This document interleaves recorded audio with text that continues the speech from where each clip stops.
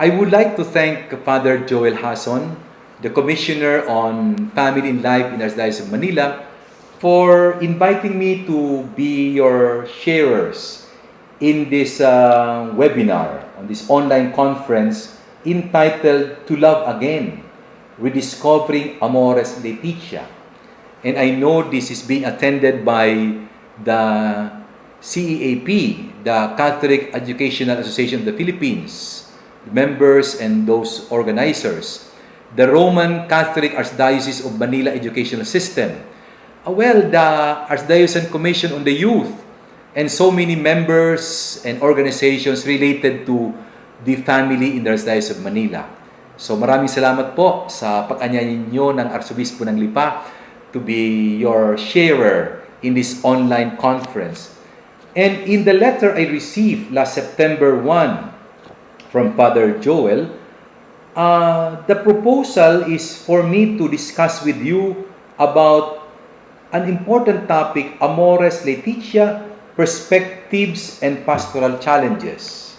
So, the topic is Amoris Laetitia, Perspectives and Pastoral Challenges. So, I will be dividing my talk into two parts. One, some perspectives in view of Amoris Laetitia, with the purpose of hopefully changing your paradigm, changing your mindset in view of Amoris Laetitia. I'll be focusing not just on the document, but even the preparation, what happened before the document Amoris Laetitia has been issued. In the second part, which is Pastoral Challenges, I'll focus on chapter 2. However, I'll just give you one pastoral challenge. One pastoral challenge. So this will be the flow of my talk, and I'll be giving you at least 7 perspectives in view of Amoris Laetitia. So 7 perspectives, 1 challenge. I go to perspectives. Look at the slide in front of you. Perspective changes everything. Is it 6 or 9? It depends on your perspective. Maybe you have an old way of thinking or understanding of the document Amoris Laetitia. I give you the number 1. The number 1 is about how Amoris Laetitia as a document came about. It is not just a 1-month preparation, 2 years, or even 3 years preparation.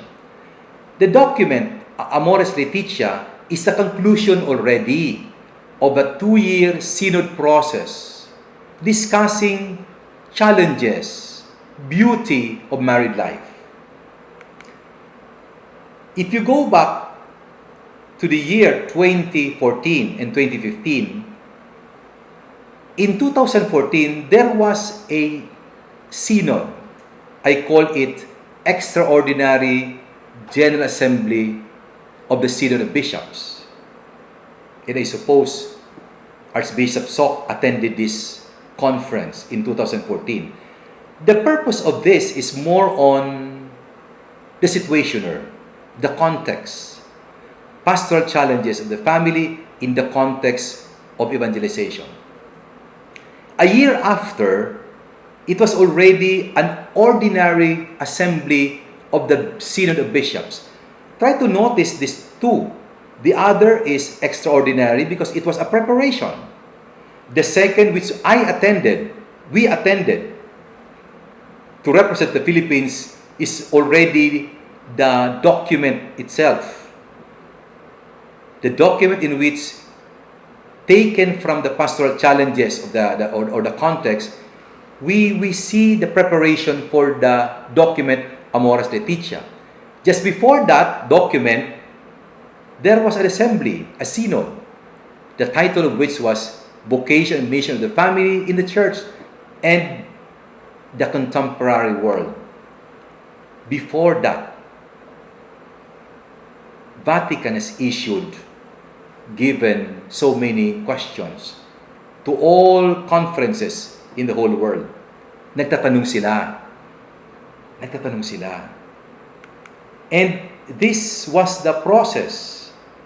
After the 2014, there was the document, the Instrumentum Laboris, we call it. And that was the working paper we had. When we met in 2015, there was an Instrumentum Laboris, working paper, for the vocation and mission of the family in the church and in the contemporary world.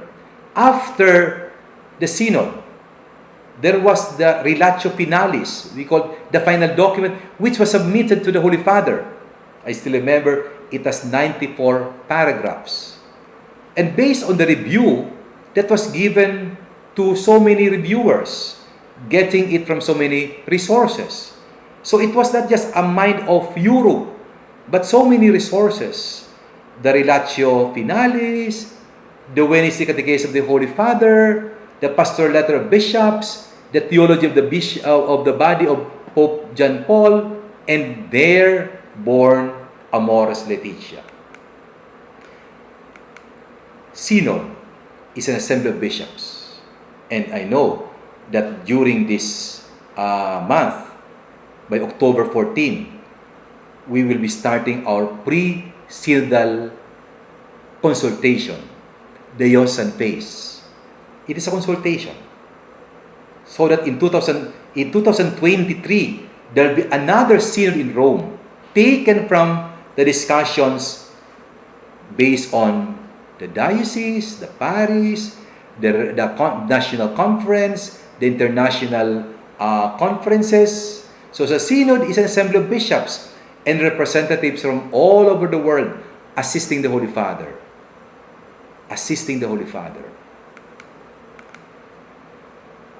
You notice that in front of you is a picture of the delegates of those who attended the 2015 synod.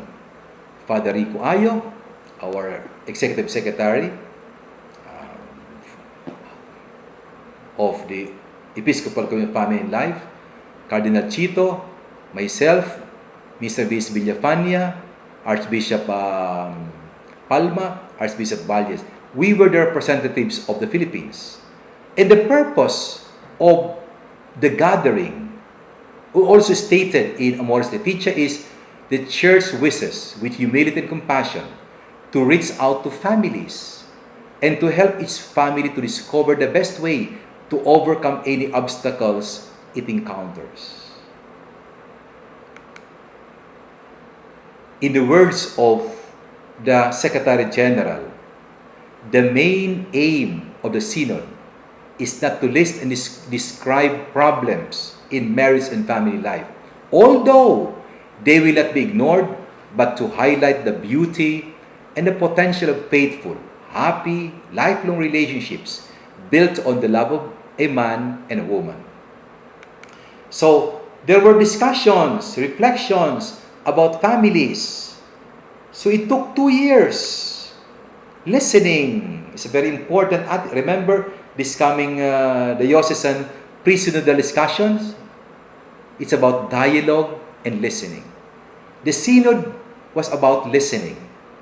Listening to, making heard the voice of the families and the church pastors who came to Rome bearing on their shoulders the burdens and the hopes, the riches and the challenges of families throughout the world. I remember Cardinal Chito saying, this was his remark in 2014, it is a spirit first of listening. Listening to the Word of God, listening to the voices of the pastors, and listening to the church Not only the successes, but also to the wounds and failures of the church. So number one perspective is, it took 2 to 3 years for us to publish, for Pope Francis to issue Amoris Laetitia document. I go to number two. The number two perspective is about the process. Because you only read the document Amoris Laetitia, but there was a process. May pinagdadaanan, merong template. I would like to show you the template of the discussion during the synod. Part 1 in the Instrumentum Laboris, or the working paper, the first part 1 was about challenges of the family, the situation.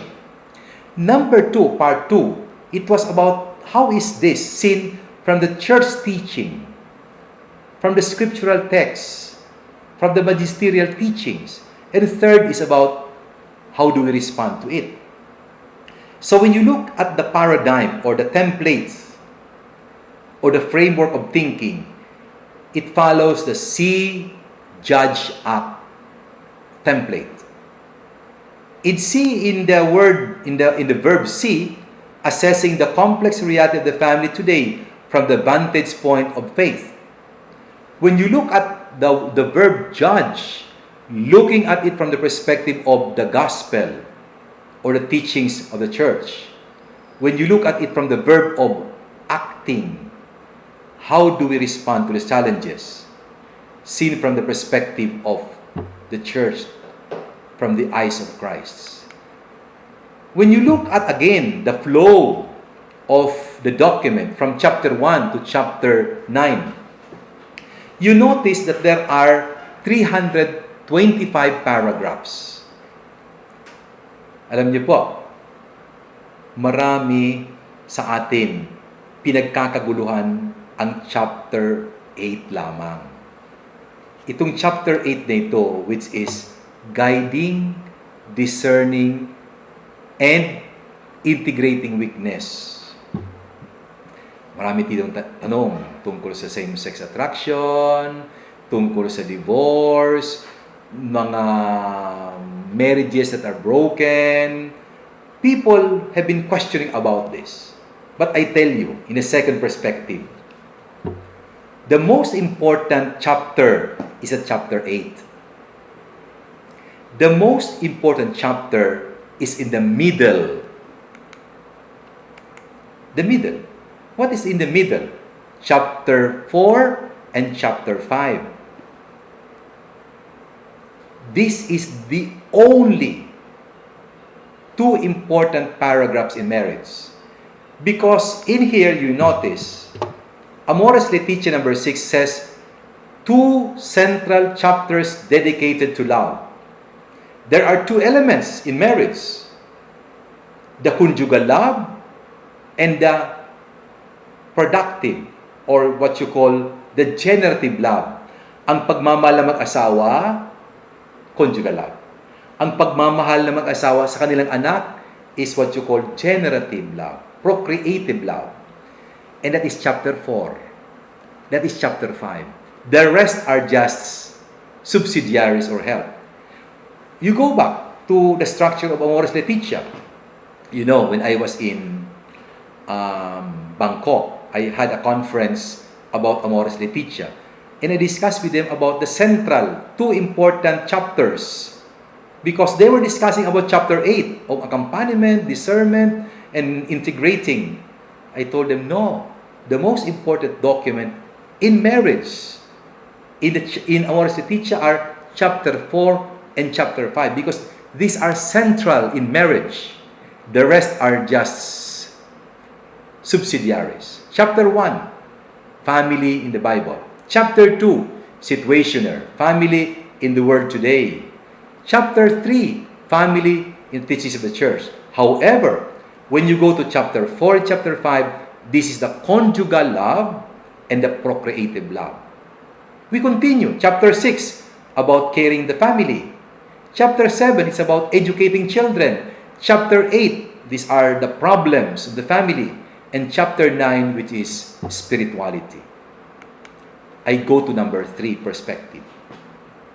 The number 3 perspective is about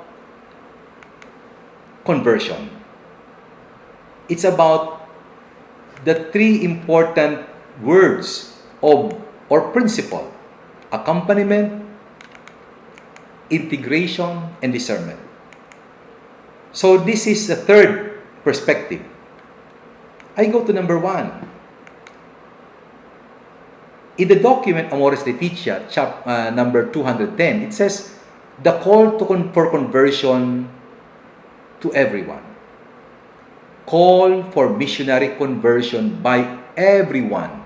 One that is not content to proclaim a merely theoretical message without connecting to real people's problems. So it's a conversion. However, it also speaks of accompaniment. So these are the 3 principles. Very important in considering how to guide people. Accompaniment. So even in Evangelical Gaudium, the Holy Father Pope Francis has been encouraging us to learn from the art of accompaniment, discernment, and integration. So, in this 3rd perspective, it says, and I quote, the Church's pastors, in proposing to the faithful the full ideal of the gospel and the Church teaching, must help healthy people treat the weak with compassion, avoiding aggravation or unruly harsh or hasty judgment. I remember Archbishop Pallia, the president of the Pontifical Council for the Family, saying, sadly, the Church is considered as a courtroom of life. The Church is an accuser, a prosecutor who gathers evidence of transgressions without taking into account the unfortunate circumstances of life or the difficult choices families are experiencing. Ang simbahan daw ay tila'y parang husgado o korte na mali ka, mali yun. Nawawalan compassion, mercy. So try to look at this from the 3rd perspective. Amoris Laetitia says, and I quote, the Church way is not to condemn. It is to pour out the balm of God's mercy on those who ask for it with a sincere heart. With a sincere heart. So, in Amoris Laetitia 298, the pastor cannot feel that it is enough simply to apply moral laws to those living in irregular situations, as if they were stones to throw at people's lives. This would bespeak the closed heart of one used to hiding behind church teaching as immoral. It is moral. It is not simply applying moral laws. I like these 2 quotations from Amoris Laetitia 298 and 300. We know that no easy recipes that exists in solving a problem. Neither the synod nor the exhortation could be expected to provide a new set of general rules, canonical in nature and applicable to all cases. No doctrinal change, but a call for better pastoral life. Not to change doctrine, but to inculturate the general principles in ways they can be understood and practiced. And because of this, I go to number 4 perspective. The number 4 perspective is about the language of conversion. We have so many terminologies that people actually do not understand. Marami tayong sinasabi, pero hindi naunawaan. Especially when we go to pre-K na, sessions. We have highfalutin words na napakatataas na hindi maunawaan ng tao. And this is the comment of the Holy Father. I go to another document which is Evangelii Gaudium because this is related. I quote, "We need to be realistic and not assume that our audience understands the full background to what we are saying or is capable of relating what we say to the very heart of the gospel, which gives its meaning, beauty, and attractiveness." Notice the words of the Holy Father. We need to be realistic and not assume that our audience understands the full background of what we are saying. And this is true.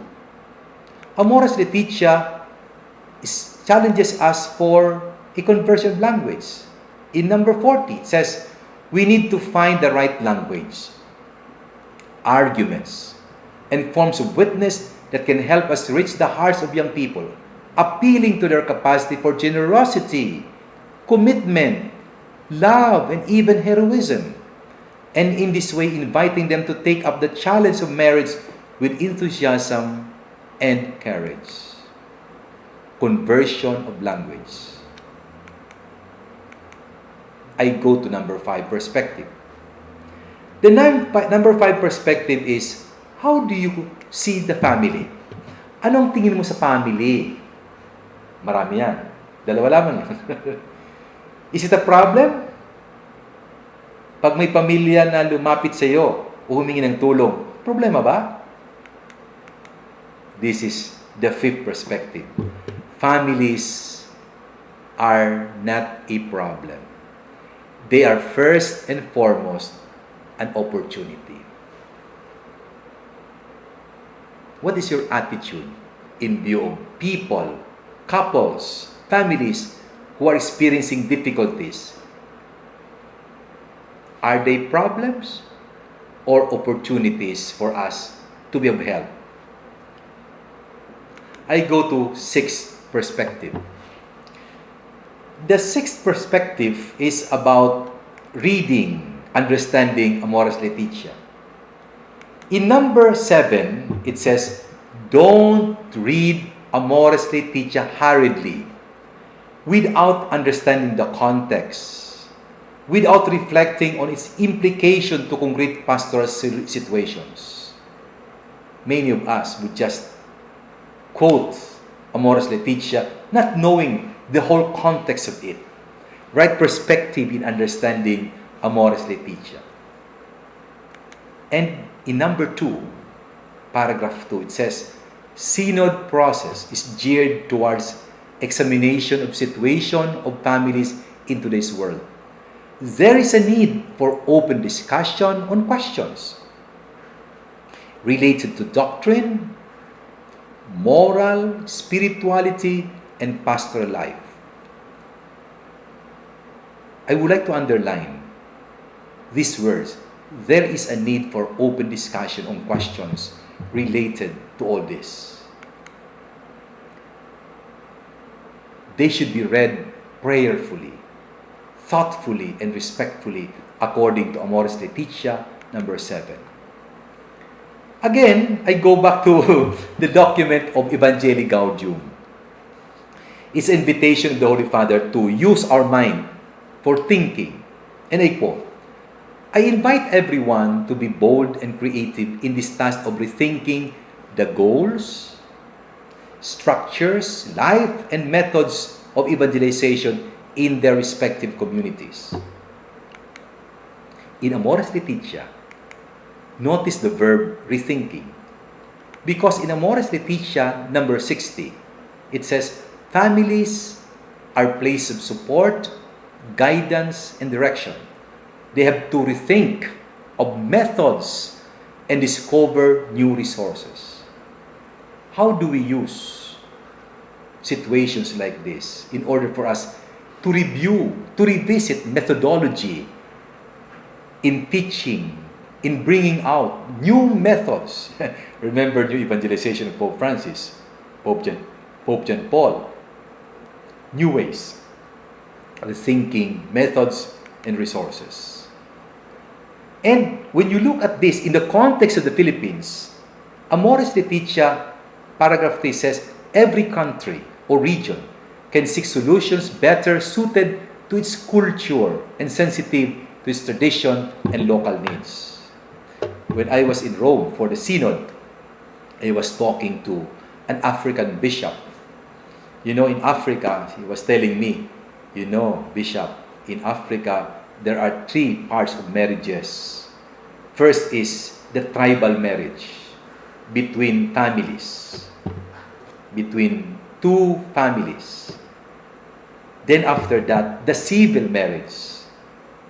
Then after that, the church wedding. So there are 3. So when you consider divorce, you have to go back. You go back to the first.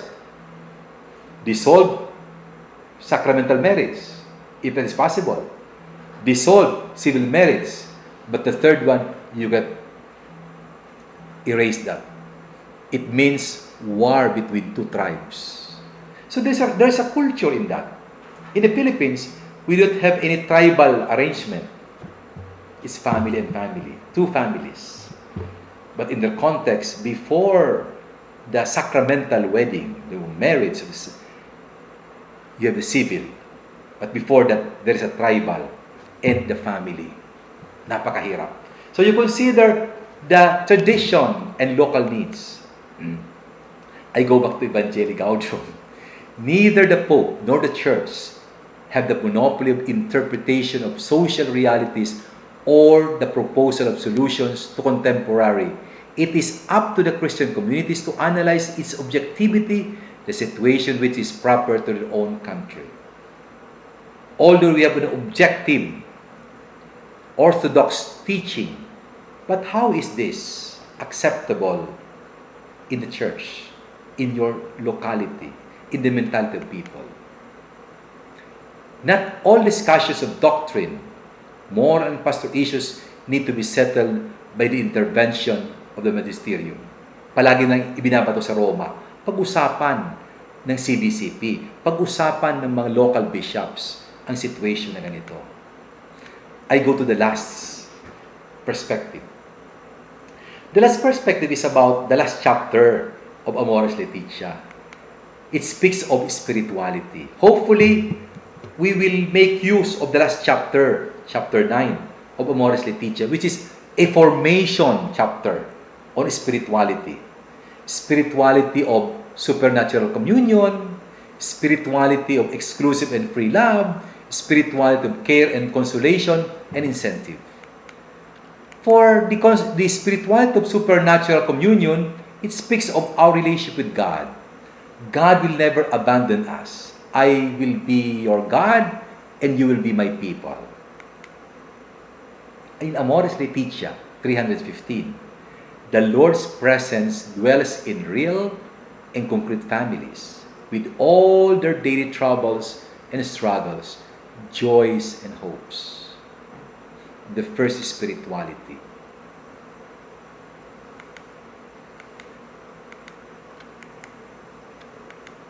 In here also, in Amoris Laetitia 316, the positive experience of family, communion, is a true path to daily sanctification and mystical growth, a means for deeper union with God. Ang araw-araw daw na ginagawa sa loob ng bahay, among the members of the family, ay pagpapahayag ng pagmamahal ng Diyos sa ating lahat. Be it in difficulties or in happy moments, ang lahat na ito, ika nga, sinasabing the mystery of the family. The mystery. Just like in the mystery of the rosary. You know, when I was ordained bishop, I remember a bishop told me, Gilbert, you know, the life of a bishop or anybody of us is like the rosary. There are 4 mysteries. Joyful mystery, sorrowful mysteries, mysteries of light, and glorious mystery. There is only one sorrowful mystery. There is only one sorrowful mystery. Just like there is only one Good Friday and the rest are Easter Sundays. Always remember that God is always there.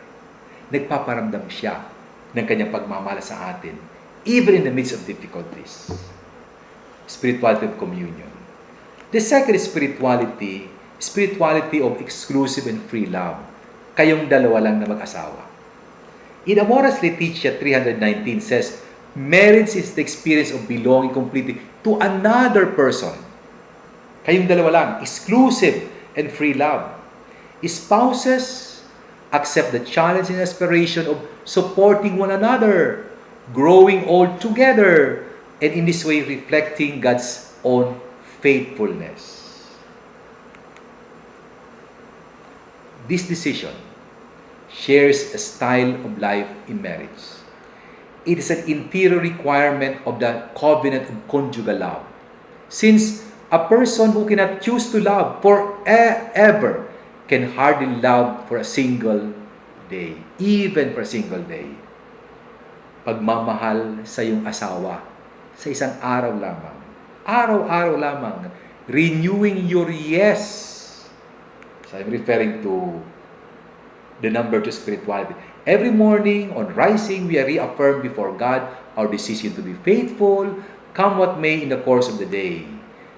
Before going to sleep, hope to wake up and continue this adventure, trusting in the Lord's help. In the third, which is Spiritual Care and Consolation Initiative, it goes beyond. Christian couples are for each other, for their children, and for their relatives, cooperators of grace and witnesses of the faith. So, I would like you, my dear audience, ngayon, kayo po, to focus on this spirituality to sustain marriages. So, these are the 7 perspectives. Hopefully, there are so many ways of presenting perspectives, but suffice enough that for our own consumption, this webinar, I offer 7 perspectives. I go to the challenges, number 2. If you're going to look at challenges, go to chapter 2. There you see, and will read there, experiences and challenges of families. And we say, the challenges are crises of the family. Why? Because in Amoris Laetitia number 41, it says, a crisis in a couple's relationship destabilizes the family and may lead through separation and divorce to serious consequences for adults and children and society as a whole, weakening its individual and social bonds. So it's so simple. If you want to look at challenges, read chapter 2. There you have so many problems. Kompleto yon. However, I would like you to take notice of Amoris Laetitia 307.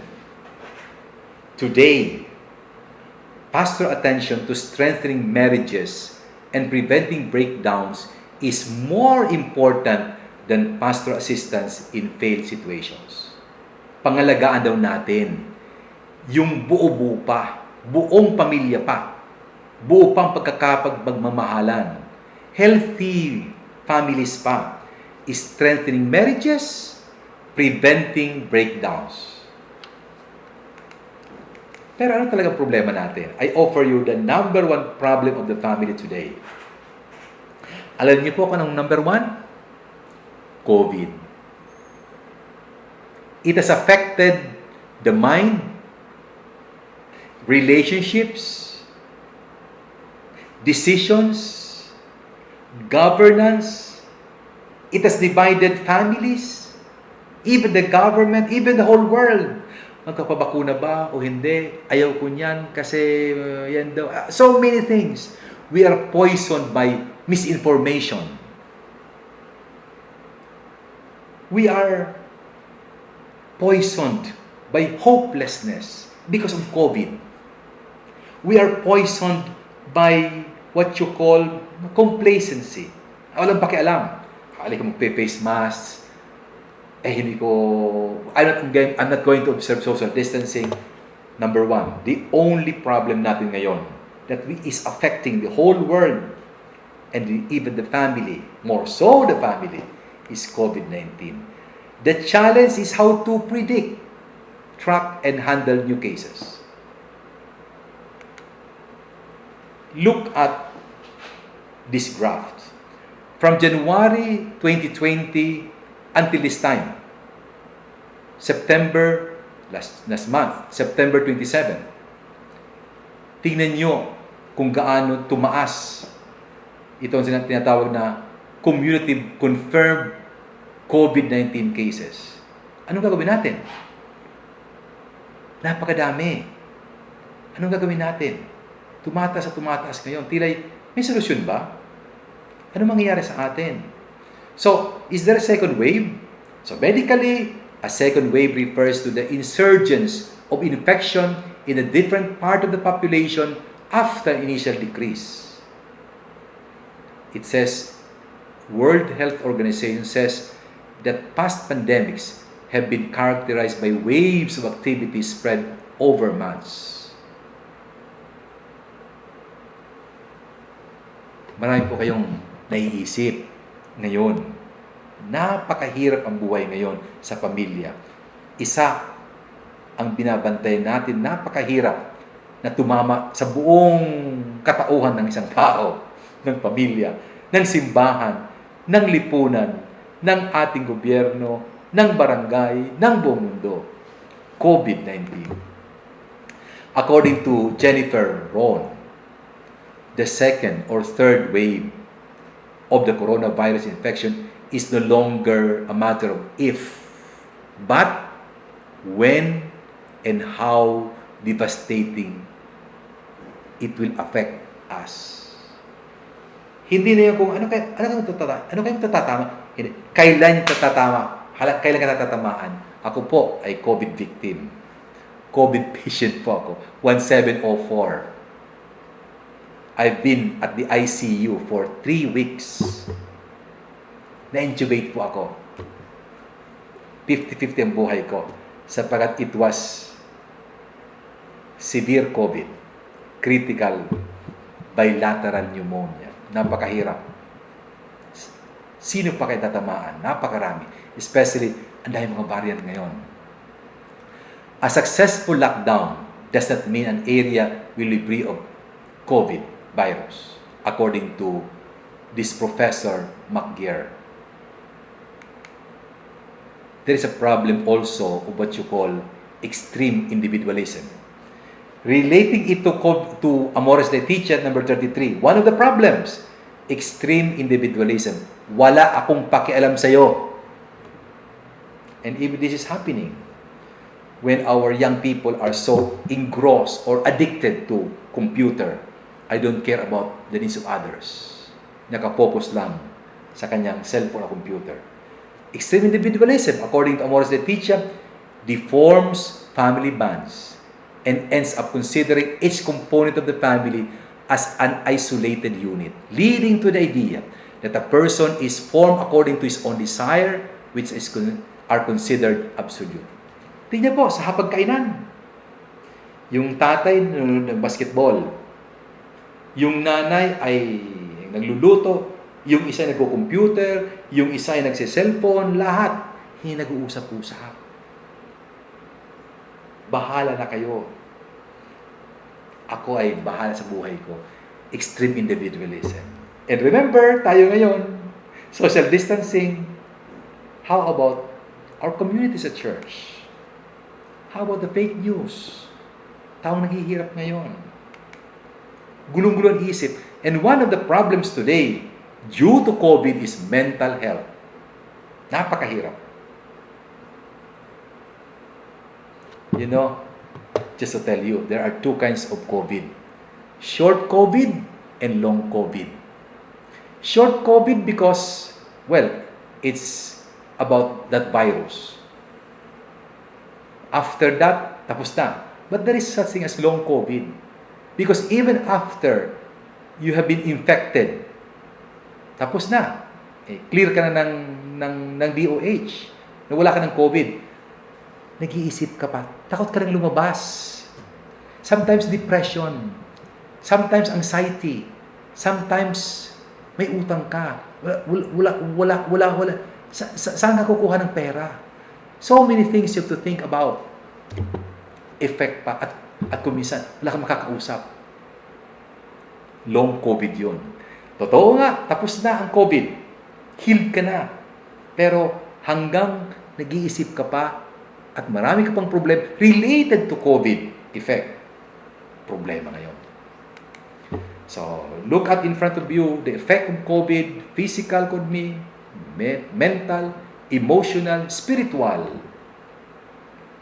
So, this is the only problem I would offer in this webinar, in this online conference.